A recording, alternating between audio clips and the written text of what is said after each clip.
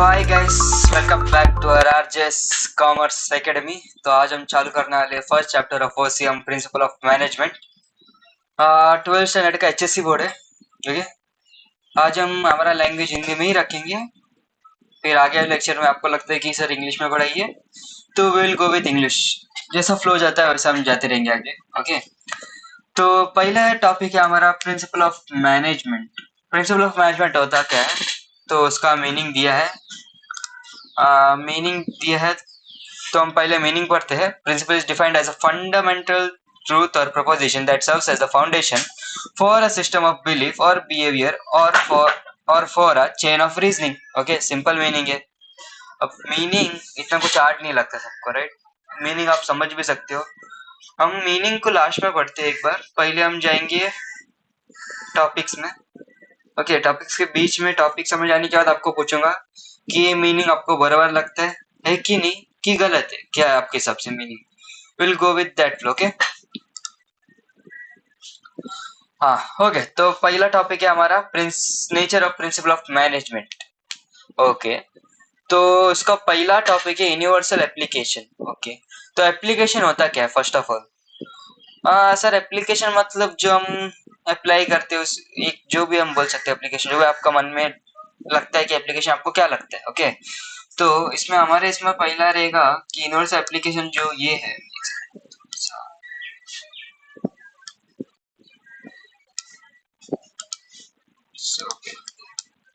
Okay, it's great. Okay, तो universal application का मतलब होता है कि प्रिंसिपल मैनेजमेंट में, मतलब किसी भी मैनेजमेंट प्रिंसिपल को किसी भी प्रैक्टिकल यूज में हम डालते हैं, किसी भी ऑर्गेनाइजेशन में सॉल्व करने के लिए, किसी भी प्रॉब्लम या इम्प्रूव करने के लिए उसका एफिशिएंसी को, इसे हम बोलते हैं एप्लीकेशन। सिंपल मतलब में बोलूं मैं आपको, तो using management principle in real business, समझे? मैनेजमेंट प्रिंसिपल को यूज करना किसी भी रियल बिजनेस सिचुएशन में, किसी भी वक्त, लाइक डिसीजन टेकिंग के समय या मैनेजमेंट के समय, मैनेज करने के समय, इसे हम बोलते हैं प्रिंसिपल एप्लीकेशन। ओके ओके, तो अभी यूनिवर्सल एप्लीकेशन क्या होता है कि सर यूनिवर्सल मतलब कि सर सब कुछ आ गया उसमें यूनिवर्सल। ओके, तो यूनिवर्सल का पहला हम देखते हैं, एक सेकंड। ओके, यूनिवर्सल क्या होता है, जैसे कि अभी कोई भी management principle management, okay, principle of management, कोई भी प्रिंसिपल ऑफ मैनेजमेंट एप्लीकेबल होता है सभी टाइप ऑफ ऑर्गेनाइजेशन में, उसे हम बोलते हैं यूनिवर्सल। अब जैसे कि एक प्रिंसिपल है डिवीजन ऑफ वर्क, वही डिवीजन ऑफ वर्क किधर किधर यूज होता है, सभी ऑर्गेनाइजेशन में यूज होता है लगभग। तो ओके, जैसे कि अभी स्कूल में, आपके कॉलेज या स्कूल में किस तरीके से यूज किया जाता है उसे, तो मैं सिंपल बोलूं कि किस तरीके से यूज किया जाता है, तो प्रिंसिपल यूनिवर्सल क्या, sorry, division of work, right? हाँ, डिवीजन ऑफ वर्क किस तरीके से हम यूज करते हैं हमारे स्कूल कॉलेजेस में, जैसे कि अभी टीचर, स्टूडेंट्स और या तो सभी टीचर को पकड़ते हैं। ओके, जैसे कि अभी इधर आपके इधर है उसे हम पढ़ाने वाले मैथ्स वाले सर और अकाउंट्स, इको। ओके, उनका एक स्पेशलाइज फॉर्म रहता है पढ़ाने का। जैसे कि ओसीएम वाले टीचर ओसीएम में एक्सपर्ट रहेंगे, ना कि मैथ्स पढ़ाने में। मैथ्स वाले टीचर मैथ्स में एक्सपर्ट रहेंगे, ना कि ओसीएम पढ़ाएंगे आपको आके। पढ़ा सकते हैं बहुत सारे केसेस में प्रोफेसर, एक जब कभी एब्सेंस रहता है या कुछ भी इम्पोर्टेंट फंक्शन आने वाला है, बच्चों को एग्जाम है और जो लेक्चरर है वो एब्सेंट है, तो कोई दूसरे लेक्चर आके पढ़ा सकते हैं, बट वो एफिशिएंसी आपको नहीं मिलेगा।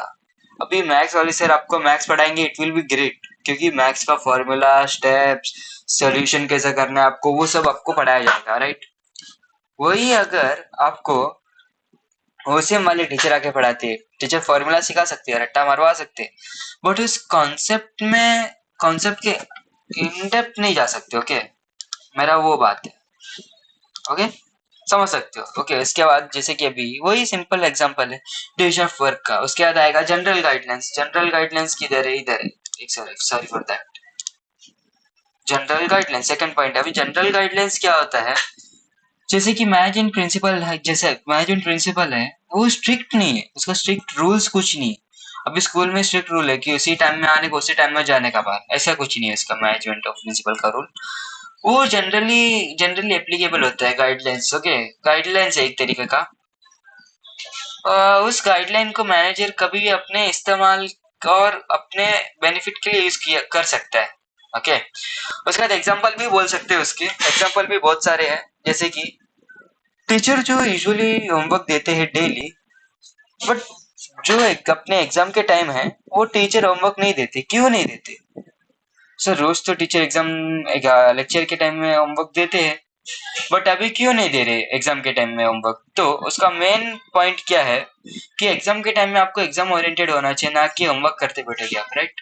एग्जाम के टाइम में आपका रिविजन लेक्चर्स होगा, फिर फास्ट ट्रैक होगा, लाइक दैट सब कुछ होगा आपको। आपको समझ आ चाहिए कि एग्जाम में अभी क्या इंपॉर्टेंट, एग्जाम को इंपॉर्टेंट वे में हम पढ़ाएंगे आपको, ना कि हम आपको होमवर्क देते रहेंगे। उसके बाद और इसको हम बोल प्रिंसिपल को हम बोल सकते हैं गाइडलाइंस की तरह। वो एक फिक्स्ड लॉ नहीं है, जैसे कि अभी ट्रैफिक लॉ, ट्रैफिक के रूल्स एंड रेगुलेशन है कि रेड लाइट रहेगा तो रुकना ही है, ग्रीन लाइट रहेगा तो जाना ही है, और येलो में आपको स्टार्ट करके रुकना है। Okay, it's not like that. Business में कभी भी कुछ भी हो सकता है, तो उस गाइडलाइंस को आपको यूज करना आना चाहिए। ओके, उसके बाद है principle are form by practice and experiments, ये वाला point, right? Sorry for that. Okay, ये वाला प्रिंसिपल आर फॉर्म, अरे यार एक second, 39, sorry for that. Okay okay, this is great I think so. उससे थोड़ा सा राइट चाहिए।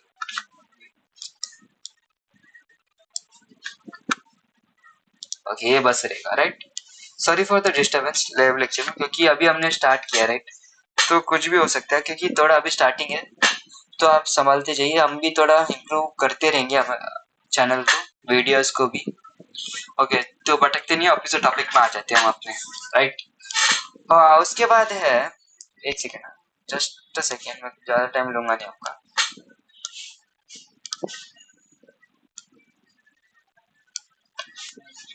एक सेकेंड, ओके, एक ही second. Okay, that's okay, great. Okay, this is great. Okay, तो अब हम किधर थे? प्रिंसिपल आर फॉर्म्ड बाय, ये वाला point. Okay, principle are formed by experiments and practice. इसका मतलब क्या होता है सर? एक्सपेरिमेंट मतलब किसी भी नई चीज के ऊपर कुछ भी नया चीज बना रहे, केमिकल, तो उससे हम एक्सपेरिमेंट करेंगे, उसके ऊपर हम प्रैक्टिस करेंगे। प्रैक्टिस केमिकल इंडस्ट्री में कभी भी कोई भी दवाई बनाया जाता है, ओके, दवाई किसी भी टाइप का दवाई बनती है, तो उससे पहले हम माउस के ऊपर करते हैं एक्सपेरिमेंट करेंगे उसके ऊपर कि वो चल रहा है कि नहीं, बराबर है कि नहीं, ह्यूमन के लिए बेनिफिट है या नहीं, कुछ हार्मफुल तो नहीं है वो केमिकल। ओके, और अभी उसमें हम माउस को लेते हैं, लाइक मेनली माउस। ओके, इसमें थोड़ा थोड़ा सिमिलरिटी रहता है इंसानों के इसमें, तो हम इसके लिए उसे लेते हैं और इसके ऊपर हम एक्सपेरिमेंट करते हैं, प्रैक्टिस भी करते हैं उसके ऊपर हम कि ये केमिकल से क्या रिएक्शन होगा ह्यूमन के स्किन के ऊपर। ओके, नेक्स्ट उसका सिंपल मतलब बोलूं मैं कि management principles are developed. Management principle जो भी है वो डेवलप होते हैं एक्सपीरियंस और ऑब्जर्वेशन की सबसे, राइट? अभी एक्सपीरियंस और ऑब्जर्वेशन क्या होता है सर? एक्सपीरियंस मतलब किसी भी काम के ऊपर आपको, सर हम कोई भी अकाउंटेंट है, वो विद इन 5 साल से काम कर रहा है, और जो नया अकाउंटेंट है वो 1 साल से, तो एक्सपीरियंस जिसको ज्यादा रहेगा वो है 5 साल वाला। क्यों सर? क्योंकि उसने अपने लाइफ 5 साल के ड्यूरेशन में उसने बहुत सारे अकाउंट्स के प्रॉब्लम देखे रहेंगे, सॉल्व किया रहेगा। ओके, न्यू न्यू टेक्निक्स खोज किया रहेगा, उसने अडेप्ट हुआ रहेगा किसी भी फॉर्म में, तो वो सब है, इसीलिए हम एक्सपीरियंस भी होता है उसमें, डेवलप होता है। ऑब्जर्वेशन, ओके, मैनेजमेंट प्रिंसिपल जो डेवलप होते हैं कैसे होते हैं? एक्सपेरिमेंट्स की वजह से, ऑब्जेक्ट की वजह से, ऑब्जर्वेशन की वजह, सॉरी, फिर होगा experiments by manager and research करेगा वो। अब मैनेजर जो भी प्रिंसिपल है उसे उठा के डायरेक्ट नहीं डालेगा, वो उसे यूजफुल भी नहीं रहेगा एट अ लॉन्ग टर्म या शॉर्ट टर्म। वो उसे यूज आने के लिए जो भी प्रिंसिपल रहेगा, उसे पहले वो अपने आप, ऑर्गेनाइजेशन बड़ा है छोटा है, कि बिग फर्म है कि स्मॉल एंटरप्राइज है, तो उस हिसाब से उसे डालना पड़ता है। ओके, उस हिसाब से आप उसको इस्तेमाल करना पड़ता है। ओके, नेक्स्ट हम देखते हैं कौन सा पॉइंट मालूम है। उसके बाद एग्जांपल ले सकते हैं हम फेडरिक विल्सन टेलर का, जिन्होंने कंडक्ट किया एक्सपेरिमेंट्स अलग अलग फैक्टर्स के ऊपर। लाइक बेस्ट वे है for worker to perform task. उन्होंने क्या डेवलप किया मालूम है? उन्होंने उस एक्सपेरिमेंट की वजह से, कौन सा एक्सपेरिमेंट?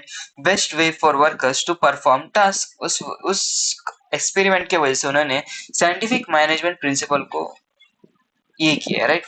उसके बाद उसके बाद आएगा फ्लेक्सिबिलिटी। फ्लेक्सिबिलिटी क्या होता है? ये वाला पॉइंट, फ्लेक्सिबिलिटी। ओके, फ्लेक्सिबिलिटी क्या होता है? सो फ्लेक्सिबिलिटी सिंपल मतलब है मैनेजमेंट प्रिंसिपल्स जो भी है वो फ्लेक्सिबल इन नेचर है। अभी एक कंपनी में, ओके, और तो छोटा कंपनी है बड़ा कंपनी, दोनों में अलग अलग रहेगा। ऑर्गेनाइजेशन बड़ा रहेगा, उसका नेटवर्क बड़ा रहेगा, और नेटवर्क उसके बाद एम्प्लॉयज ज्यादा रहेंगे उसमें। ओके, वो सब फॉर्म्स आते हैं उसके अंदर। ओके, अर्लियर मैनी कंपनीज में जो भी वर्क किया जाता था ऑफिस में, ओके, बट उसके बाद जब कोविड आया तो बड़े बड़े कंपनीज लाइक इन्फोसिस, उन्होंने वर्क फ्रॉम होम दिया। क्यों दिया यार? दूसरे छोटे छोटे कंपनीज तो बुला रहे उस टाइम पे भी, काम करो या तो फिर नहीं करोगे तो हम आपका जो भी सैलरी वो काट देंगे। बट इन्फोसिस के दिमाग में क्यों आया ये वाला पॉइंट कि वर्क फ्रॉम होम कर सकते? मैनेजर का जो थिंकिंग एबिलिटी और जो कंपनी या ऑर्गेनाइजेशन में जो भी डिफरेंस आप देख सकते हो। लाइक छोटा भी कंपनी है, उसका टर्नओवर लाइक 10 करोड़ 20 करोड़ ही रहेगा उसका turnover, but Infosys like 100 crore 200 crore वालों का वैसा टर्नओवर रहेगा। लाइक टर्नओवर से भी मेन रहता है कि ऑर्गेनाइजेशन में कितने एम्प्लॉयज है, उनको कैसे संभाला जाएगा, वो सब पॉइंट रहता है। ओके, उसके बाद हम जाएंगे बी उसके बाद इन नेचर में जाएंगे। ओके, बिहेवियर इन नेचर, उसका मतलब क्या होता है? बिहेवियर इन नेचर मतलब मैनेजमेंट प्रिंसिपल जो है वो डील करता है ह्यूमन बिहेवियर के साथ। ओके, क्योंकि एम्प्लॉयज जो है वो पीपल है, उनको फीलिंग है, इमोशंस है। ओके, उसका सबसे बेस्ट एग्जांपल लेंगे हम कि अगर मैनेजर सभी एम्प्लॉयज को रिस्पेक्ट करता है और उसे अप्रिशिएट करता है उनके वर्क के लिए, सो जो भी एम्प्लॉय है वो मोर एफिशिएंटली काम करेगा, ना कि कम एफिशिएंटली काम करे, वो ज्यादा एफिशिएंटली से काम करेगा। और लाइक एग्जांपल कंपनी के हिसाब से ले सकते हैं, लाइक टोयोटा। टोयोटा कंपनी जो है, उनके रिसर्च एंड डेवलपमेंट सेक्शन में, division of work, right, research and development के इसमें सेक्शन में वो अपने एम्प्लॉयज को बेनिफिट्स देंगे, उनके काम के लिए तारीफ करेंगे, अप्रिशिएट करेंगे, रिस्पेक्ट करेंगे उनके एम्प्लॉयज को। तब जाके न्यू मॉडल कार्स में एक अलग सा फंक्शन रहेगा, फीचर्स रहेगा। क्यों? उन्होंने अपने एम्प्लॉयज को रिस्पेक्ट दिया है, प्लस अप्रिशिएट किया उनके वर्क, जो भी पिछले वाले वर्क के हो या जो भी कंटिन्यू वर्क के लिए।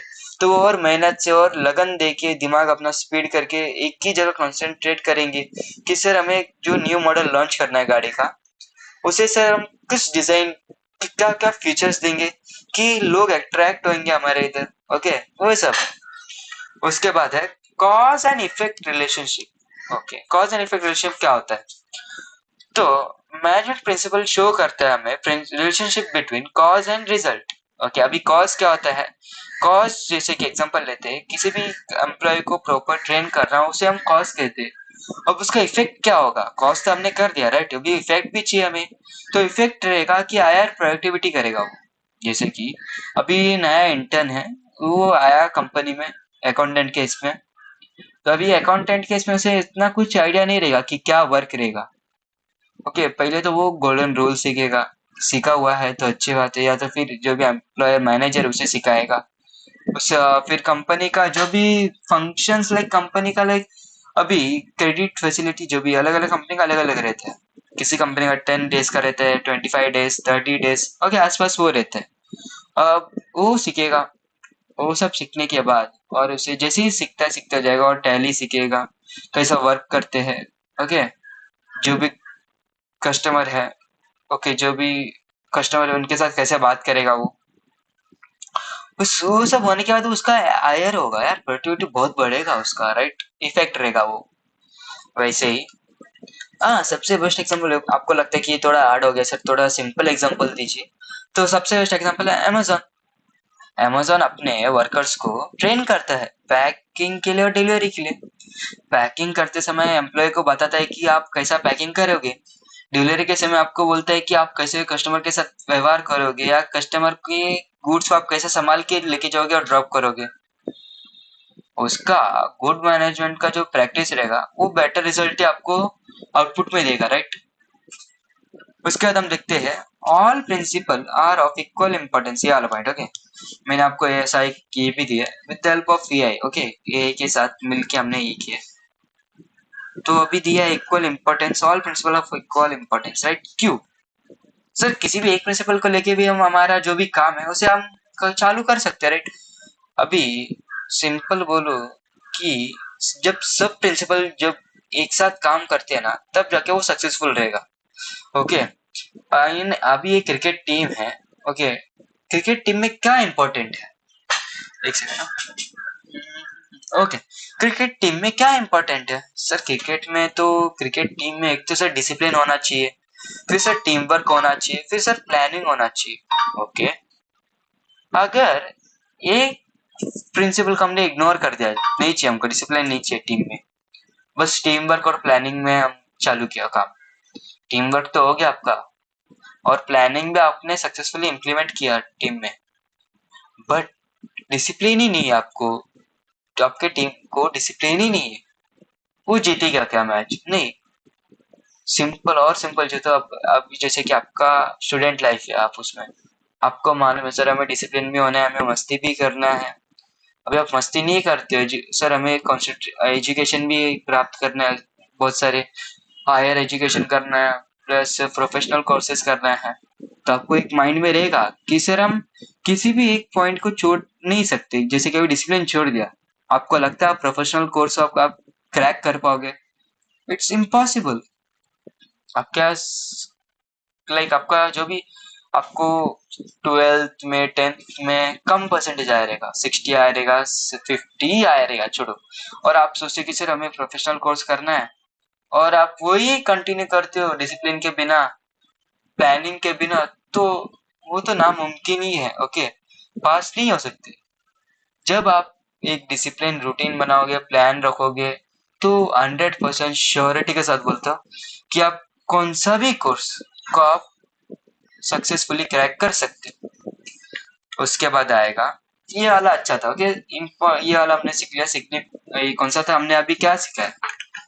इस सब हमने क्या था, nature of principal of management. Okay, nature of principal of management में हमने 7 पॉइंट थे, सातों के साथ कवर अप किए। अच्छा लगा रहेगा तो लाइक करिए, सब्सक्राइब करिए। ओके, अभी हम जाएंगे सिग्निफिकेंस। सिग्निफिकेंस क्या होता है सर? सिग्निफिकेंस का मतलब ही क्या होता है? हाँ, सिग्निफिकेंस का मतलब क्या होता है, राइट। अभी हम 1-2 मिनट का ब्रेक लेते हैं, 1 मिनट का, मैक्सिमम 1 मिनट, फिर हम वापस से कंटिन्यू करेंगे। Okay,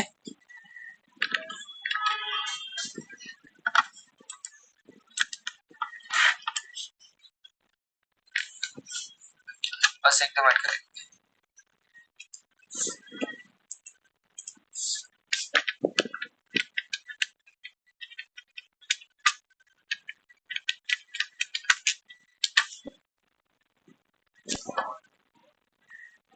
okay,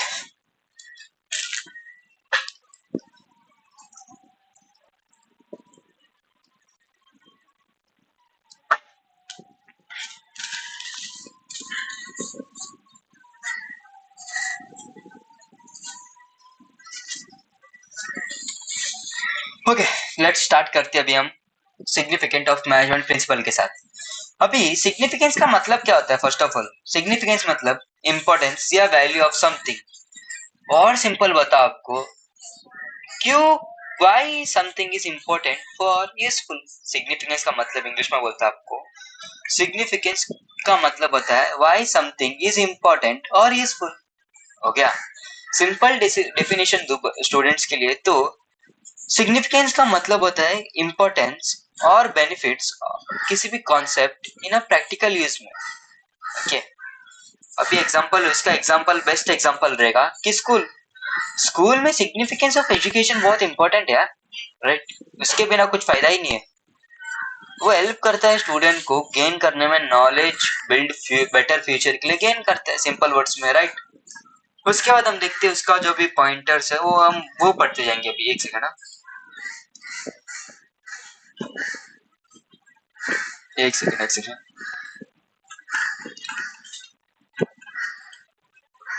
okay, provides in full useful insight to manager.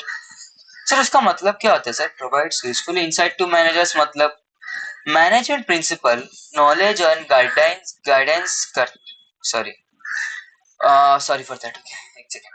Okay, management principle knowledge देता है, गाइडेंस कर एक second sorry sorry sorry sorry okay, management principle give knowledge and guidance to managers. Okay sir इसका मतलब क्या हुआ? मतलब example ही लेते हैं हम सबसे बेस्ट। ओके, अगर मैनेजर फॉलो करता है principle of division of work को, तो एम्प्लॉय स्पेशलाइज होंगे स्पेसिफिक टास्क में।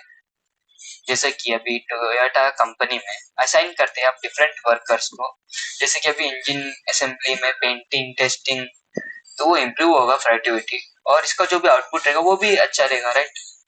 उसके बाद है helpful in efficient utilisation of resource. Sir मतलब ये क्या हो गया सर? प्रिंसिपल है, प्रिंसिपल हमें हेल्प करता है resource like money machine material man powers उसे एफिशिएंटली यूज करने में और उसे वेस्टेज उससे बहुत ज्यादा लेस करने में। एग्जाम्पल, एक रेस्टोरेंट का मैनेजर एक प्लान करता है quantity of ingredients to avoid food wastage. मतलब सर इसका इंग्लिश में बोले तो मतलब क्या होता है? ओके, बहुत सारे बच्चों को आता रहेगा English. It's not like English Hindi, it's like आपको जो भाषा आपको अच्छा लगता है जिसमें आपको ज्यादा समझ आता है वो बेस्ट है। सीखने में तो कभी भी आप सीख सकते हो language, it's not a language barrier. आपको लगता है कि सर हम इंग्लिश में ज्यादा फ्लुएंट है तो आपको इंग्लिश समझ आता रहेगा, इंग्लिश के एग्जांपल समझ आते रहेंगे। आपको लगता है सर हमारा हिंदी फ्लुएंट है, ओके, तो हिंदी के एग्जांपल्स आपको समझ आते रहेंगे। उसी तरह हम जाएंगे अभी प्रिंसिपल जो भी हेल्प करता है रिसोर्स को एक ऑप्टिमम यूज करने में, वेस्टेज को रिड्यूस करने में, लाइक मनी होने दो या मशीन होने दो या मटेरियल ही होने दो या कि छोड़ मैन पावर ही होने दो। मतलब सर अभी मैन पावर को कैसे वेस्ट करेंगे सर? बेस्ट बोलता हूँ वो अभी आपका एक कंपनी में मैन पावर के साथ प्रोडक्शन हो रहा है, लाइक पैकेजिंग जो भी लाइक प्रोडक्ट जो भी आप बनाओ उसमें मैन पावर बहुत इंपॉर्टेंट है उस चीज में। तो अभी हम आपका मैन पावर इंपॉर्टेंट है, राइट सर। अभी हमने मैन जो भी काम कर रहे हैं वर्कर्स को हमने रेस्ट दिया ही नहीं, कंटिन्यू 24/7 हम काम करा रहे हैं उनसे। आपको लगता है कि नेक्स्ट डे भी वो आके काम करेंगे उसी एफिशिएंसी से? नहीं यार सर, वो आएंगे नहीं और जो भी नेक्स्ट डे का जो भी गोल रहेगा वो क्लियर नहीं होगा। अगर दिन का जो भी गोल रहेगा 100 या 1000 प्रोडक्शन यूनिट आपको प्रोड्यूस करना है और गोडाउन में स्टॉक करना है, बट आप एक दिन में आप 24/7 वर्कर को आप काम कराते हो। उस दिन मैक्सिमम उन्होंने किया 2000 यूनिट, बट आपको डेली का 1000 तो चाहिए। अभी नेक्स्ट डे वो उसी एफिशिएंसी से काम करेंगे? नहीं, बहुत सारे लोग नहीं आएंगे, बहुत सारे लोग नौकरी छोड़ देंगे, क्योंकि सर इतना कौन करवाता है 24/7? कुछ इंसेंटिव नहीं, कुछ लाइक एक्स्ट्रा कुछ नहीं दे रहे आप उनको, राइट। तो कोई नहीं करेगा। उसी तरह आपको याद रहना चाहिए कि मैन पावर को कैसे यूटिलाइज करें हम। उनको पर्टिकुलर टाइम दे, उस पर्टिकुलर टाइम में आपको इतना इतना काम करना है, वो काम करने का ज्यादा करते हो आप तो हम आपको इंसेंटिव्स देते हैं, सिंपल फॉर्मेट। ओके, उसके बाद scientific decision. Sir scientific decision क्या होता है? ओके, साइंटिफिक डिसीजन मतलब जो भी मैनेजर है मैनेजमेंट प्रिंसिपल की हेल्प के साथ लॉजिकली और साइंटिफिकली डिसीजन लेता है, ना कि गेस वर्क करता है, उसे हम कहते हैं साइंटिफिक डिसीजन। जैसे कि फेडरिक विल्सन टेलर अंकल ने कहा है कि स्टडी करना स्टडी एक मिनट स्टडी एक मिनट एग्जाम्पल ले लेते हैं ना, ये नहीं चाहिए आपको समझ नहीं आएगा, थोड़ा सा ऐसा सिंपल एग्जाम्पल नहीं तो सिंपल एग्जाम्पल लेते हैं। ओके, फैक्ट्री में मेजर करते हैं time taken for packaging goods. क्यों करते हैं सर? ऐसे ही बोल सकते ना, 1 घंटे में सर आसपास 200 बना, 2 घंटे में आसपास 300 बना, तुक्का लगा दो या गैस वर्क कर दो। बट फॉर अपकमिंग जो भी प्रोडक्शन होगा उसमें आपको डिफिकल्टी आएगा। इससे अच्छा आप मेजर करोगे कि सर आप एक प्रोडक्ट बनने में कितना टाइम लगा या 1 घंटे में कितना प्रोडक्ट बना, उसे मेजर करके आप देते हो डेटा, तो आगे वाले समय में आपको हेल्पफुल रहेगा वो, राइट। उसके बाद हम देखते हैं मी एक सेकेंड, उसके बाद क्या है, understanding social responsibility. Sir social responsibility क्या होता है सर? सोशल रिस्पॉन्सिबिलिटी मतलब किसी भी जो भी आप काम करते हो उस एनवायरनमेंट के हिसाब से, और जो भी पीपल है उधर के लोकल पीपल, उसे हार्मफुल नहीं होना चाहिए। अभी सोप बनाने वाला फैक्ट्री में सोप तो रहेगा, स्पेशल सोप तो रहेगा, राइट, सॉरी, केमिकल्स भी रहेंगे उसके अंदर, सोप के अंदर केमिकल्स, वो ये सब डालेंगे, हार्मफुल केमिकल्स भी रहेगा, अच्छा केमिकल्स भी रहेगा, क्योंकि सेंसिटिव स्किन है हमारा। अगर जो हार्मफुल केमिकल जो लास्ट प्रोसेस होने के बाद सोप पैकेज हो गया, डिस्ट्रीब्यूटर के हाथ में गया, बट उसके बाद जो भी वेस्टेज है वो वेस्टेज हार्मफुल रहेगा, और वो डायरेक्ट नदी में हम जाने देते हैं उस वेस्ट को, तो सर क्या ही होगा सर, पानी के साथ घुल मिल निकल जाएगा। ओके, मैं समझ सकता हूँ कि स्मॉल वेट में है तो वो निकल जाएगा, बट अगर वो लार्ज वेस्टेज में है तो क्या करोगे आप? लार्ज वेट में है तो क्या करोगे? सर हम वही पानी क्यों पियेंगे? नहीं यार, उस पानी के पीने की वजह से आपको बीमारी आएगी, राइट। और जो भी पानी के अंदर मछलियाँ, ओके, एनिमल्स जो भी है अंडर वाटर, उनको भी बहुत डिफिकल्टीज रेज होगा। उसी तरह हम उसे स्टॉप कैसे करेंगे? तो कंपनीज ध्यान रखना चाहिए कि सर हम जैसे पहले हम क्या करते थे, केमिकल को डायरेक्टली हम नदी में या रिवर में डंप कर देते, बट हम उस प्रोसेस को हम 4 या 5 लेयर के प्यूरिफिकेशन के बाद करेंगे, इट विल बी ग्रेट, क्योंकि इससे 90 to 95% आपका जो भी केमिकल है वो तो रिड्यूस हो जाएगा, राइट। तो सर 5% से कुछ हार्मफुल नहीं है क्या? हार्मफुल है तभी भी, बट उन्होंने सोशल रिस्पॉन्सिबिलिटी तो दिखाया है ना कि 100% पूरा ही वेस्टेज केमिकल डाल रहे। इससे अच्छा सर 5% है, वो भी अपकमिंग ईयर्स में वो भी स्टॉप कर देंगे वो, राइट। उसी तरह उसके बाद है encourage research and development. Sir encourage क्यों करना सर रिसर्च एंड डेवलपमेंट को? समझ नहीं आया। ओके, एनकरेज क्यों करेंगी? जैसे कि अभी अभी लाइक अ फोन कंपनी लावा लेते, लावा कंपनी का फोन है, हम इसके एग्जांपल्स भी ले सकते हैं। ओके, एक सेकंड, इसका एग्जांपल्स लेने के लिए इसमें नहीं आ रहा examples, okay, but okay leave that. तो हम एग्जांपल्स के लिए फोटो नहीं है मेरे पास इसका, okay okay okay, no problem, छोड़ो, आप सुनिए, आपको समझ आएगा, सिंपल है, कुछ ज्यादा ऐसे भी फोटो की जरूरत नहीं है तो मैं सर पहले मतलब समझते हो, इसके बाद हम एग्जांपल में जाते हैं डायरेक्ट। तो सर मैनेजमेंट प्रिंसिपल एनकरेज करता है इनोवेशन में, इम्प्रूवमेंट में and new idea in a business. Sir उसके रिसर्च एंड डेवलपमेंट नहीं करेंगे तो सर क्या ही होगा? बताता हूँ, देखिए, लावा कंपनी पहले स्मार्टफोन्स नहीं बनाते थे, टच कीपैड फोन्स बनाते थे, right. Keypad phones like okay, like इस टाइप में फोन बनाते थे। ओके, ये रिमोट है, नॉट अ फोन, की कीपैड वाला, की सर ऐसा बटन्स रहेगा, उससे हम ऑपरेट करेंगे। तो सर अभी के टाइम में कौन सा फोन यूज करते हैं आप लोग? बहुत सारे बच्चे, 98% बच्चों के हाथ में ऐसा ये वाला फोन रहेगा, ओके राइट, टच स्क्रीन वाला। सर अगर टच स्क्रीन नहीं बनाता अलावा तो क्या होता? सबसे बेस्ट एग्जांपल है अपना नोकिया।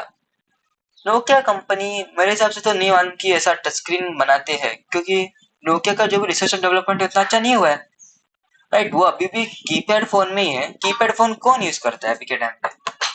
कीपैड फोन अभी के टाइम पे बहुत कम लोग यूज करते हैं, एज वाले होने दो, राइट। जो बच्चे क्रैक करना चाहते हैं वो यूज करते हैं कॉम्पिटिटिव एग्जाम को, उनके हाथ में होता है। मैक्सिमम 98, दुनिया में 98% के हाथ में तो टच स्क्रीन फोन ही है। 95 पकड़ो, बस 5% के इसमें क्या ही होगा कंपनी का ग्रोथ? कुछ नहीं। इसीलिए नोकिया अभी भी टच अपना कीपैड फोन में ही है, ओके।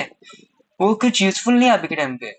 अपकमिंग ईयर्स में नोकिया बंद हो जाएगा, ऐसे ही रहेगा, तो रिसर्च एंड डेवलपमेंट नहीं करते तो रिसर्च एंड डेवलपमेंट बहुत ज्यादा जरूरत है, ओके, बहुत ज्यादा ही जरूरत है उसका। लावा ने जैसा कीपैड फोन से टच स्क्रीन में आया तो क्या फायदा हुआ? मार्केट में जितने लोग टच स्क्रीन यूज करते थे उसमें से थोड़े लोगों को उसने क्रैक किया, अपने पास लाया। ओप्पो के हाथ में थोड़े हैं, सैमसंग के पास है, आईफोन यूजर्स के पास है। इसी लावा ने उसमें से थोड़े लोगों को सस्ता फोन बना के पैसा लेके ऐसा अपने पास ले लिया, बराबर। उसी तरह उसके बाद हम देखते हैं इसके बाद क्या, helps to coordinate and control, ये वाला पॉइंट है कि helps to coordinate and control, मतलब प्रिंसिपल हेल्प करता है मैनेजर्स को कोऑर्डिनेट करने में different departments and control activities. जैसे कि अभी अगर एक कंपनी में प्रोडक्शन डिपार्टमेंट है, मैन्युफैक्चरिंग गुड्स है, मार्केटिंग डिपार्टमेंट है, सेल प्रोडक्ट करता है, फाइनेंस डिपार्टमेंट है, मैनेज मनी करता है, बराबर। उसी तरह वो एक एक डिपार्टमेंट का एक एक एक्टिविटी है, उस एक्टिविटी को उस एक्टिविटी के अलावा आप जाओगे तो आपका डिपार्टमेंट स्विंग करके नीचे गिरेगा। ओके, तो याद रखना आप। उसके बाद objective approach. Sir objective approach क्या होता है? कुछ सुना सुना सा बट याद नहीं आ रहा। ओके, सिंपल फॉर्मेट में आपको ये भी बताता हूँ। ऑब्जेक्टिव अप्रोच मतलब मैनेजमेंट प्रिंसिपल है जो एनकरेज करता है मैनेजर्स को डिसीजन डिसीजन के डिसीजन लेने में। किस डिसीजन मैनेजर किस प्रकार डिसीजन लेगा यार, वैसे ही तो लेगा ना। सर ये प्रिंसिपल अच्छा दिख रहा है, ऐसा ले लो, उठा दो, बिजनेस में डाल दो। सर ये वाला प्रिंसिपल अच्छा है, ऐसा ले लो, उठा के डाल दो। नहीं, वो क्या करेगा, पहले अपना फैक्ट्स एंड लॉजिक को लगाएगा, फैक्ट्स लिखेगा कि सर ऐसा होएगा तो अच्छा रहेगा, प्रिंसिपल ये प्रिंसिपल लूंगा तो ये प्रिंसिपल में यूजफुल रहेगा। लॉजिकली सोचेगा, सर ये प्रिंसिपल लेता हो तो अपकमिंग ईयर्स में यूजफुल है कि नहीं है, यूजफुल है तो आई विल टेक दैट, इधर इम्प्लीमेंट करूंगा। ओके, ना कि ऐसी मेरे को लग रहा है कि ये अच्छा है प्रिंसिपल, ए ले लो टिंग, यूज करो ना। पर्सनल फीलिंग्स को नहीं यूज करूंगा इधर में। ओके, उसके बाद एग्जांपल में अगर manager best employee of the year ढूंढता है और उसको लगता है उसका अपना आत्मा बोलता है कि सर ये इसने अच्छा तेरे साथ बात करता है बिजनेस, बट काम इतना नहीं करता, बट तेरे साथ अच्छे से व्यवहार करता है, काम इतना नहीं करता, बट तेरे साथ बातचीत अच्छा है उसके साथ, तो तू उसको देना चाहिए। बट आपको लगता है उसे डिजर्विंग है वो? नहीं। तो मैनेजर हमेशा हमेशा अपने लॉजिकली और फैक्ट्स बेस पे ही डिसीजन लेना चाहिए, सिंपल। ओके, उसके बाद आएगा ट्रिक्स। तो नहीं चाहिए, रिमेम्बर करने के लिए ट्रिक्स क्यों चाहिए आपको? इतना अच्छा एग्जांपल दे रहा हूँ, आपको याद हो जाना चाहिए इतना टाइम पे तो, राइट। उसके बाद हम देखेंगे theory of management. Okay, theory of management. 1-2 minute का ब्रेक लेंगे अभी भी, एक टॉपिक खत्म, 1-2 मिनट का ब्रेक कभी के लिए, आफ्टर दैट नहीं रहेगा मैं। ओके, ब्रेक्स बिल्कुल ही नहीं रहेगा अपकमिंग चैप्टर्स में। Theory of management. Okay, break है अभी के लिए, थोड़ा सा आप भी रेस्ट करिए।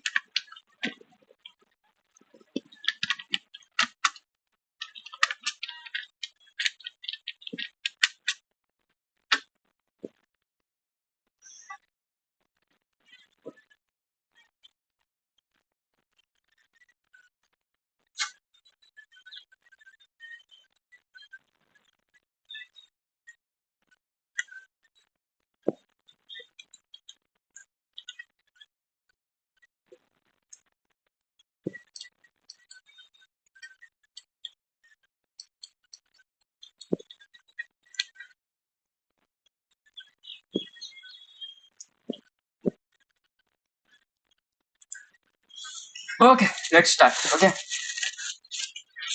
tun tun tun tun. Okay, sorry. No songs in my class. Okay.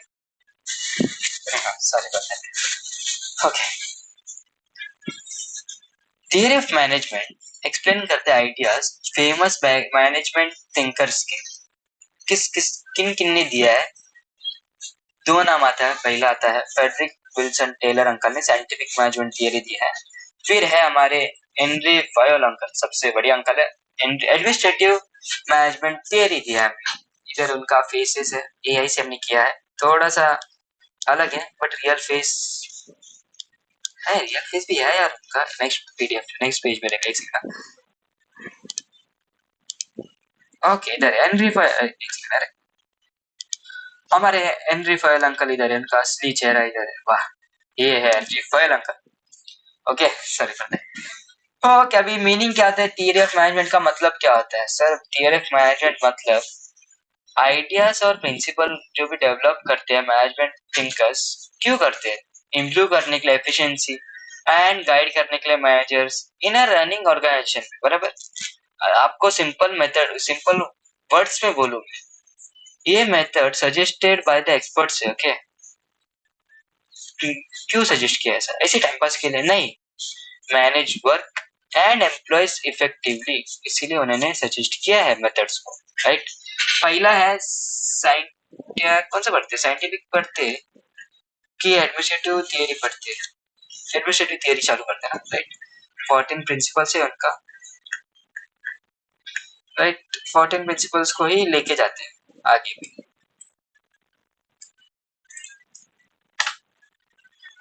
Okay, Henry foil हमारे ये वाले अंकल, उनको हम बोलते हैं, ये सॉरी वो थे 1841 से 1925 तक थे। वो कैरियर उनका स्टार्ट किया था mining engineer as a in a French mining company. याद रखना एमसीक्यूज में आ भी सकता है, अगर थोड़ा सा हार्ड बनाना है पेपर तो ऐसा बीच बीच में पॉइंट्स आ सकता है, याद रखना। उसके बाद आएगा उनको हम बोलते थे फादर ऑफ मॉडर्न मैनेजमेंट, याद रखना।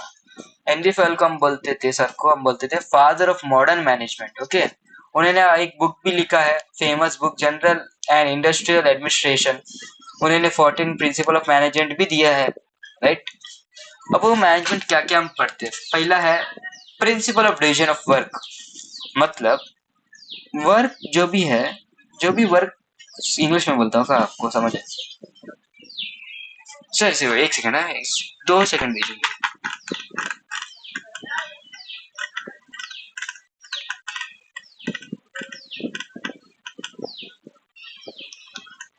ओके चलो, डिवीजन ऑफ वर्क। सर इसका मतलब क्या होता है?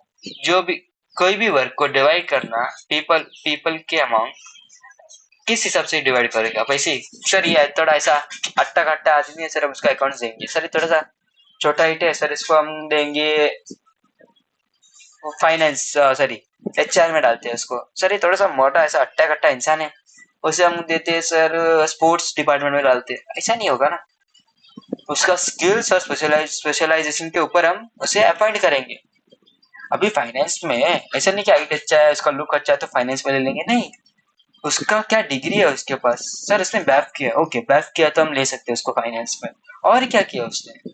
सर उसने अकाउंटेंट लाइक अकाउंट के जो भी लाइक छोटे छोटे काम किए, उसने अकाउंटेंट का जैसा काम किया है सर, उसने टैली सीखा है, ओके देन इट्स ग्रेट, वो फाइनेंस के लिए बनाया बंदा, तो हम उसे अपॉइंट करेंगे। ओके अभी एग्जांपल लेते हैं एक हॉस्पिटल का, ये भी एग्जांपल ही था जो मैंने अभी आपको बताया, और एक एग्जांपल लेते हैं अच्छे समझ के लिए। हॉस्पिटल, डॉक्टर ट्रीट करेगा पेशेंट को, नर्स मेडिसिन देगी, बराबर। रिसेप्शनिस्ट हैंडल करेगा अपॉइंटमेंट्स को, राइट। अगर स्पेशलाइजेशन नहीं रहेगा तो एफिशिएंसी नहीं रहेगा। अभी इस रिसेप्शनिस्ट करता है, क्या करेगा सर? अपॉइंटमेंट को उसको लाइक नर्स आता है, अपॉइंटमेंट लेता है और जाता है, डॉक्टर को कौन बोलेगा? नर्स और रिसेप्शनिस्ट आती है, मेडिसिन देती है, दे देती है पेशेंट को।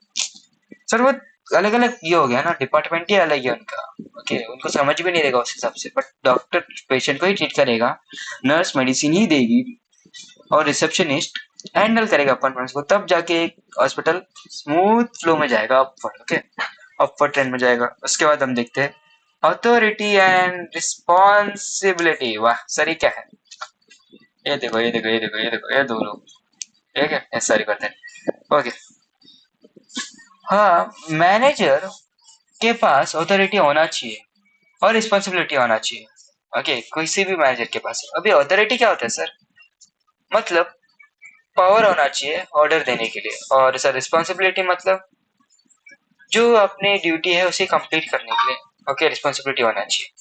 अभी स्कूल का प्रिंसिपल है, रूल बनाता है, अभी रूल बना के ऐसे ही नहीं जा सकता ना घर में, वो उसे देखना चाहिए कि सर रूल रिस्पॉन्सिबल होना चाहिए कि मेंटेन करना रूल को, डिसिप्लिन का मेंटेन रखना, फॉलो करवाना रूल को, राइट। उसके बाद आएगा डिसिप्लिन, प्रिंसिपल ऑफ डिसिप्लिन, ये आना मतलब एम्प्लॉय जो है फॉलो करना चाहिए, जरूरी फॉलो करना चाहिए रूल्स को, रेगुलेशन को और इंस्ट्रक्शन को ऑर्गेनाइजेशन में। सर अगर ये फॉलो नहीं करते सर क्या होगा? आपका ऑर्गेनाइजेशन इधर है तो स्विंग करके नीचे आएगा सर, क्यों? अगर सर एम्प्लॉय से नहीं कर रहा ना, बट मैनेजमेंट तो कर रहे हैं। आपको क्या लगता है कोई भी कंपनी बस मैनेजमेंट के इसमें काम करेगा और ग्रो करेगा? नेवर। बेस भी चाहिए, अप भी चाहिए, मिडल भी चाहिए। जब ये तीनों साथ में आएंगे तब जाके एक सक्सेसफुल कंपनी बनेगा, याद रखना।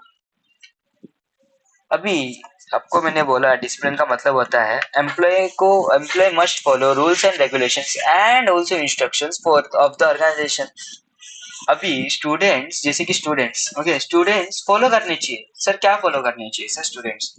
स्टूडेंट्स फॉलो करने चाहिए लाइक स्कूल का यूनिफॉर्म, पंक्चुअलिटी, टाइमिंग सेंस, वो सब फॉलो होना चाहिए स्टूडेंट्स में।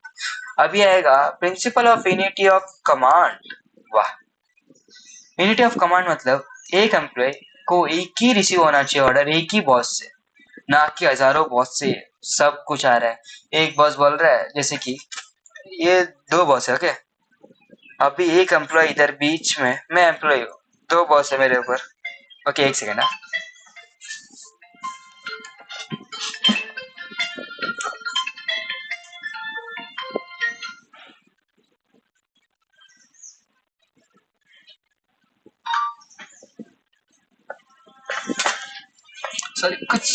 Sorry for the disturbance okay. हम लेते हैं एग्जांपल में दो बॉस है मेरे ऊपर, एक इधर है एक इधर है राइट, और मैं अकेला इधर हूँ, एम्प्लॉय बेचारा मेहनती एम्प्लॉय ओके। अभी मुझे ये वाला बॉस और ये वाला बॉस दोनों एक साथ ऑर्डर देते हैं कि ये बोलता है कि पहले तुम काम करो फिर रेस्ट लो, पहले वो ये बोलता है कि तुम पहले से काम कर रहे थे, रेस्ट लेके फिर काम करो। अब मैं करूँ तो करूँ क्या ओके। अभी मुझे ऐसा लगता है कि सर दोनों का बात सुनूंगा तो मेरा वाट लगेगा सर, तो मैं वो तो नहीं करने जाऊंगा।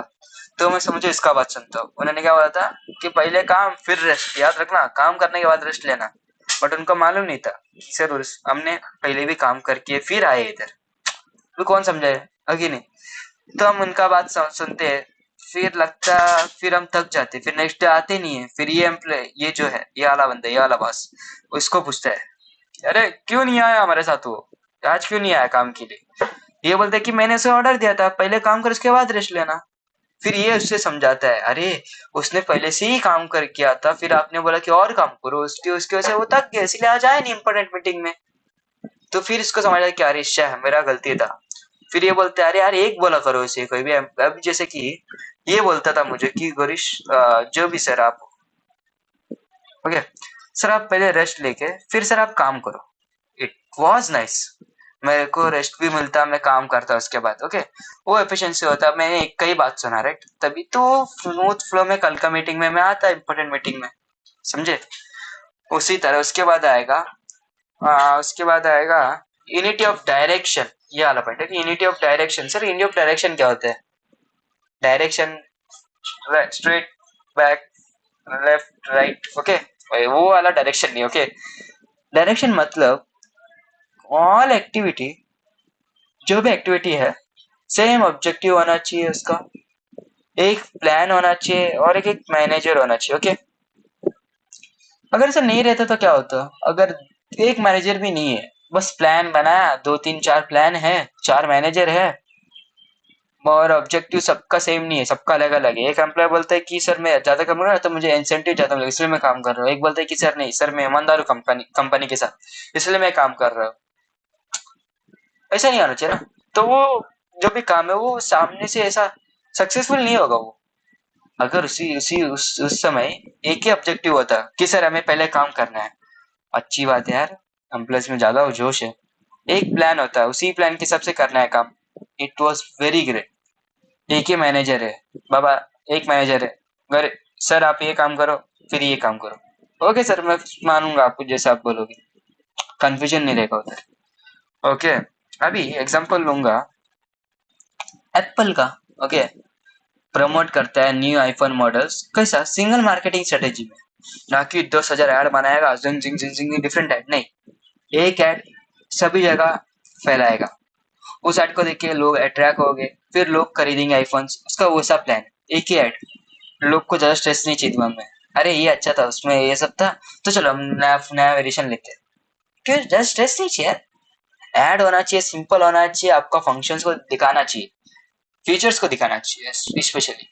अभी जो नया आईफोन है इसका डिजाइन की वजह से वो फेमस हो रहा है, उसका जो भी फीचर्स है वो तो 80% आसपास पिछले वाला वेरिएंट से उठा के डाल दिया लोग ने उधर, थोड़ा डिजाइन में अलग है, कंपैरेटिवली अच्छा है ओके। उनको आइडिया है कि मैं इस ऐड को भी चलाऊंगा इस ऐड को भी चलाऊंगा तो लोग को समझ आएगा कि सर ये तो पिछले वाला ही, हम क्यों लेना है महंगा। ओके, तो हम इसे छोड़ के पुराने वाले में शिफ्ट होंगे। ऐसा नहीं होना चाहिए, राइट।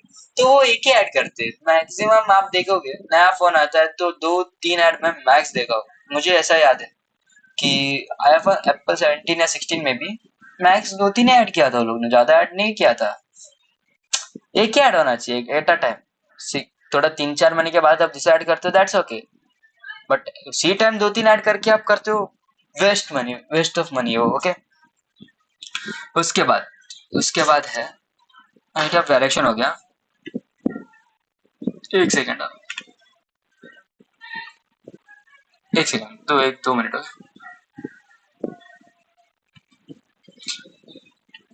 ओके, सेंट्रलाइजेशन वाला point. Okay, decision making authority may be concentrated at a top management. जैसे कि मेजर डिसीजन लेना है ना कंपनी, वो कौन लेगा? एम्प्लॉयज लेगा? आपको लगता है एम्प्लॉयज को कंपनी बोले नहीं तुम लो, सबसे बड़ा मतलब अभी कंपनी इस डिसीजन की वजह से कंपनी ग्रो हो सकती है या तो बंद ही हो सकती है, एम्प्लॉयज को देंगे लोग डिसीजन लेने के लिए? नहीं, वो लोग ये लेंगे। क्या क्या लगता है आपको लेना चाहिए कि उस जो भी टाई अप कर रहे हैं हम कंपनी के साथ, वो क्या आपको लगता है? एम्प्लॉयज फ्रेंड्स तो रहते हैं ना, दूसरे एम्प्लॉयज और ये एम्प्लॉयज, तो उनको पूछते हैं कि सर आपको क्या लगता है बताइए। वो बोलते सर अच्छा तो है बट आप कर सकते हो, बट सीईओ है जो डायरेक्टर है, सीईओ है, वो सोचता है कि कंपनी वाले टाई करेगा एम्प्लॉयज के लिए तो अच्छा है, बट वो लोग का जो भी प्रॉफिट वो तो नीचे ही आ रहा है, एसेट नहीं है, लायबिलिटी ज्यादा है उनका एसेट से। सर तब क्या करें? एम्प्लॉयज का बात सुनते हैं तो हम भी दुखते हैं, सर हम तुमको भी लेके जाएंगे, वैसा वैसा सीन होता। ओके, तो ऐसा नहीं होना चाहिए। जो मेजर डिसीजन है वो डायरेक्टर या तो सीईओ ही लेगा। ओके, उसके बाद हम देखते हैं स्केलर चेन। सेंट्रलाइजेशन के बाद आएगा scalar chain. Sir scalar chain क्या होता है?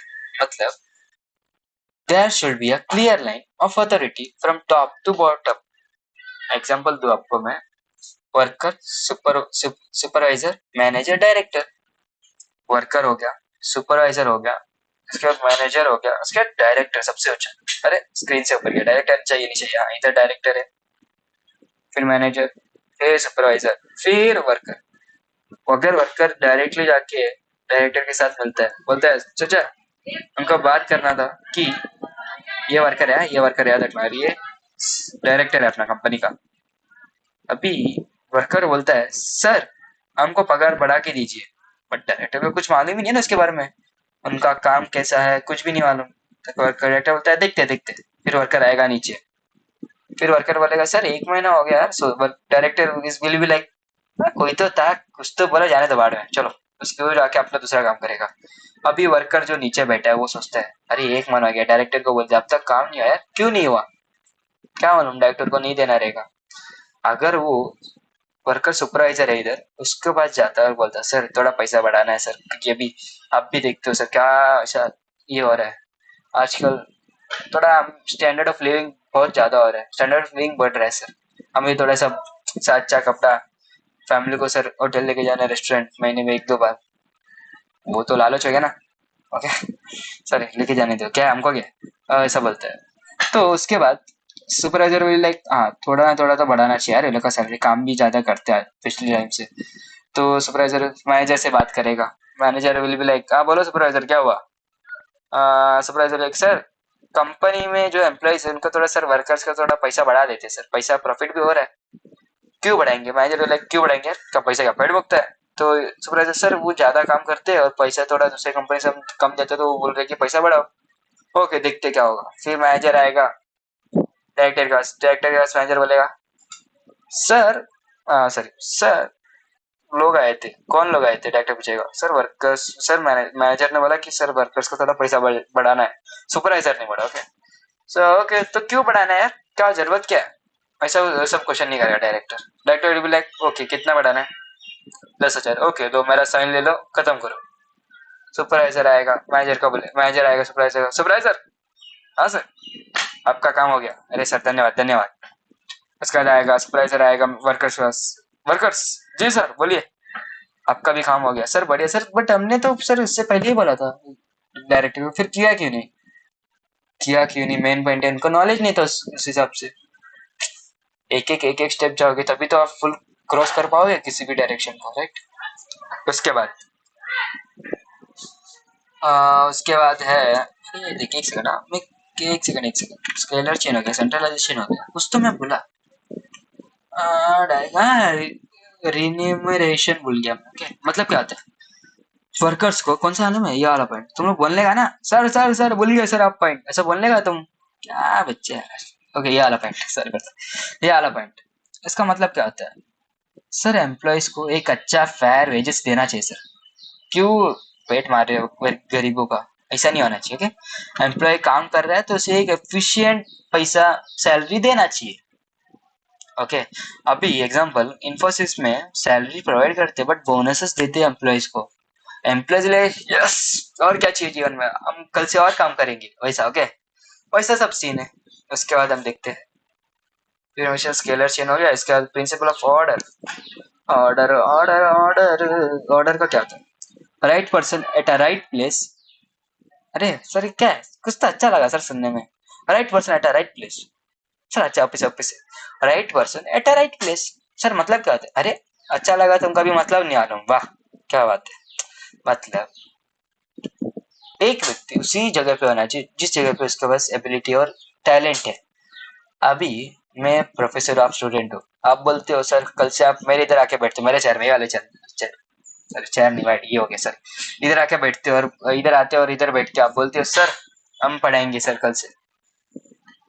चलो बच्चे जोश में पढ़ाने दो, बट आपको कॉन्सेप्ट इतना क्लैरिटी मिलेगा, मुझे नहीं लगता उतना क्लैरिटी रहेगा कॉन्सेप्ट का। राइट, इसीलिए हम करते हैं। अभी मैं आपकी जगह पे आके बैठता हूँ, अभी सर मैं पढ़ रहा हूँ, वाह वैसे हम पढ़ रहा हूँ पढ़ाने की जगह से, चलो चलेगा क्या। अब मैं वैसे हम पढ़ रहा हूँ, मेरे को समझ में आ रहा है, बट दूसरे बच्चे के साथ तो गलत ही होगा ना, क्योंकि सर मैंने पढ़ा है, इतने साल से पढ़ाते आ रहा हूँ और मेरे दिमाग में स्टोर है, राइट। एग्जाम आ रहा है, लिख के दे दिया सर 100 में से 100, बट आप अभी नए नए पढ़ रहे हो उस टॉपिक को, राइट, वो तो गलत हो जाएगा तुम्हारा आपके साथ।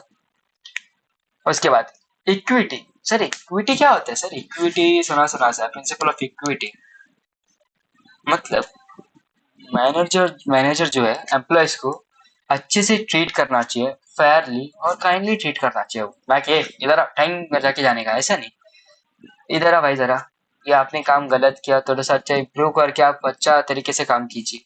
Okay, it's great. उसके बाद stability and tenure, stability of tenure, एक सेकंड, ये दो दो बार ये हो गया इस बार, ऐसे will go with unity of command तो हो गया, unity of direction, unity of centralisation भी हो गया। उसके बाद जाएंगे हम स्केलर चेन आ गया, प्रिंसिपल ऑफ ऑर्डर आ गया, इक्विटी भी हो गया, राइट। उसके बाद हम जाएंगे प्रिंस एक सेकंड, हाँ ये वाला point, principle of stability of tenure. Sir मतलब क्या होता है, मतलब एम्प्लॉयज को एक जॉब सिक्योरिटी जैसा होना चाहिए।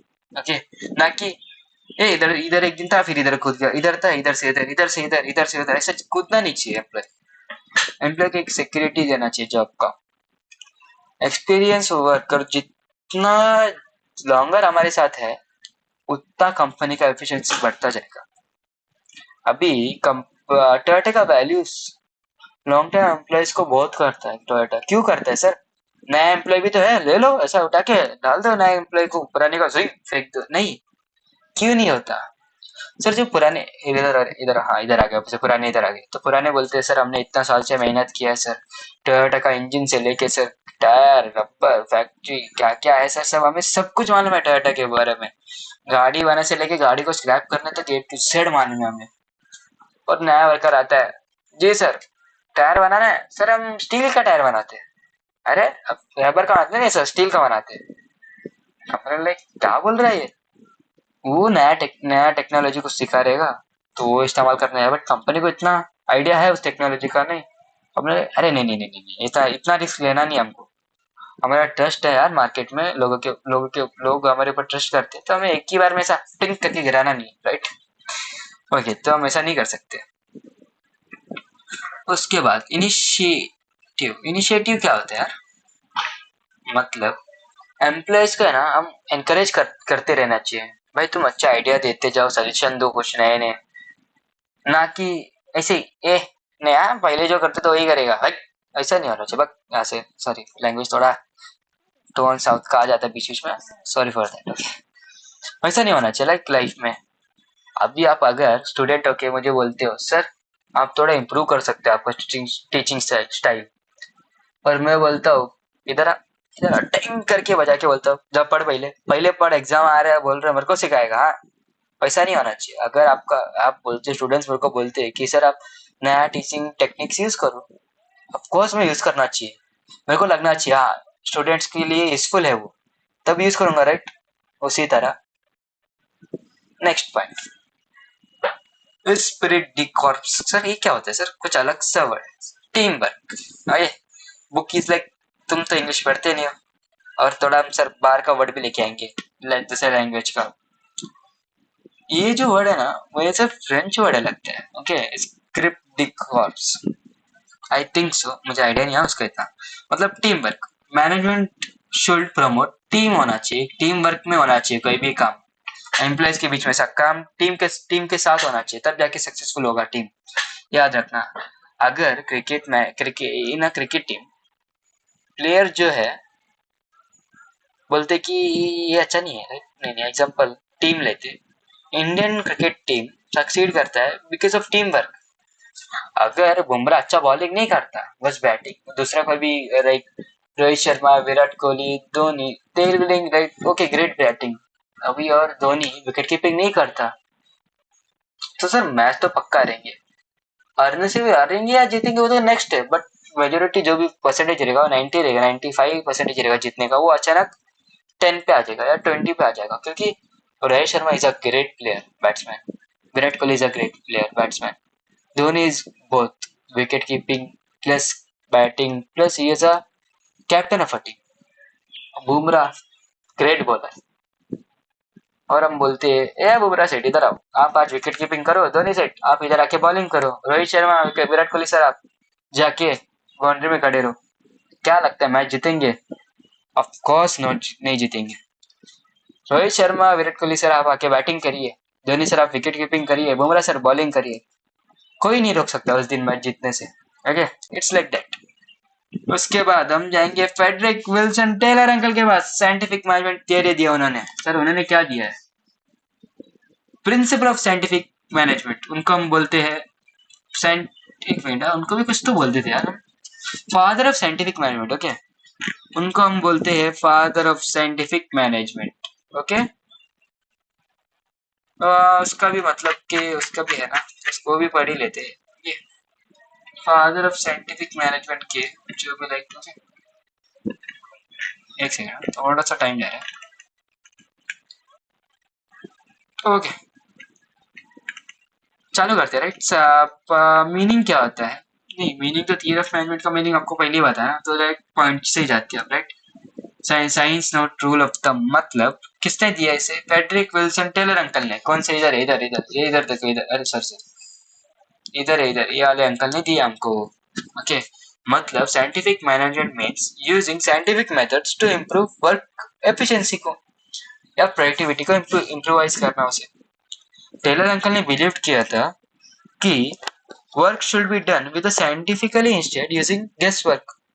ऐसे नहीं तुक्का मार के काम करो ना, दिमाग लगा के काम करो। अभी एग्जांपल क्या है? एग्जांपल हम कर सकते हैं, अगर वर्कर्स पैकेजिंग बॉक्स करते हैं एक फैक्ट्री में, ओके, टेलर अंकल क्या बोलते हैं? स्टडी करो कि कैसे वो वर्कर पैक करता है बॉक्सेस को, मेजर करो कितना टाइम लेता है बॉक्स पैकेजिंग में, एक बॉक्स को पैक करने में, और आप सोचो, सब देखो क्या आप एक इम्प्रोवाइज करो कि उसे फास्टेस्ट और बेस्ट मेथड कैसा करवा सकते हैं हम उसके साथ, उसको बता सकते हैं कि एक बॉक्स पैकेजिंग में। ओके, ये उनका क्या था कि ऑल वर्कर्स को बेस्ट मेथड आना चाहिए प्रोडक्टिविटी इंप्रूव करने के लिए। Okay, main principle of Taylor के थे science not rule of thumb, science method को यूज करना ना कि गेस वर्क को, जैसे कि स्टडी करना best way to assemble the machine, simple. उसके बाद हार्मनी नॉट डिस्कॉर्ड, अरे डिस्कॉर्ड सर वो वाला सर्वर, नहीं नहीं नहीं वो वाला डिस्कॉर्ड नहीं, उसका मतलब there should be a peace and cooperation between workers and managers. अगर एक दूसरे के मैनेजर और वर्कर का तालमेल नहीं बनता है, तो वर्क तो कंप्लीट होगा ही नहीं। ओके, मैनेजर बोलता है कि थोड़ा फास्ट करो, वर्कर बोलता है अरे नहीं होगा, मशीन खराब है आपका। वर्कर मैनेजर बोलता है अरे होना ही चाहिए हमको, अभी क्या अभी होना चाहिए। ऐसे झगड़े में उतर जाते। वर्कर यार मैं नहीं कर रहा, मैं जा रहा हूँ सीधा, बाय बाय सी यू, ये निकल गया।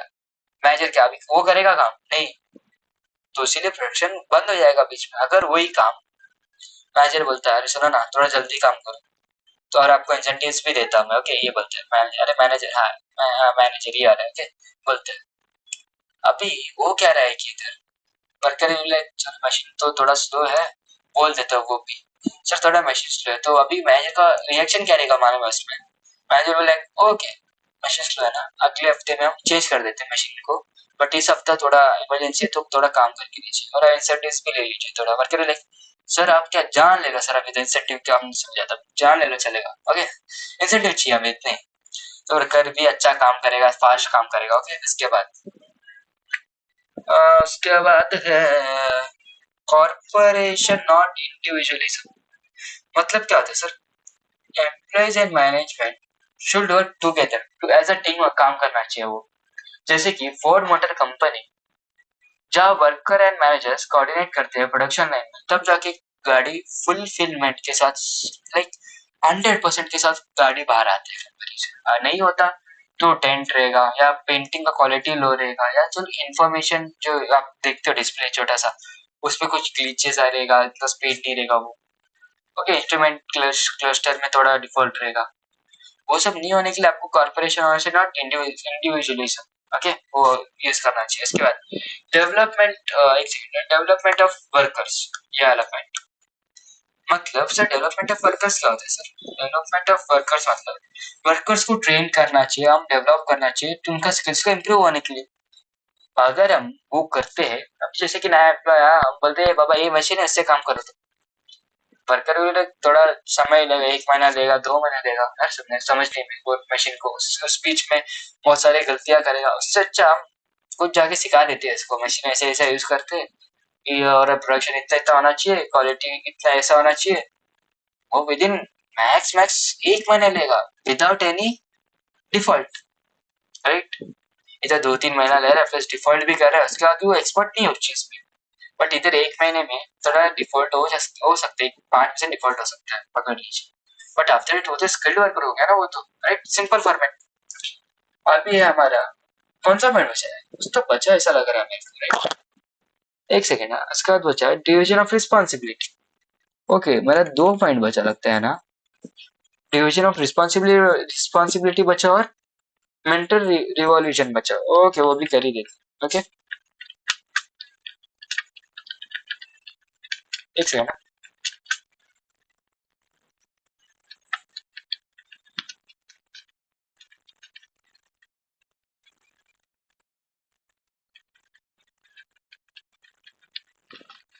ओके अभी वो भी चालू करते थोड़ा सा।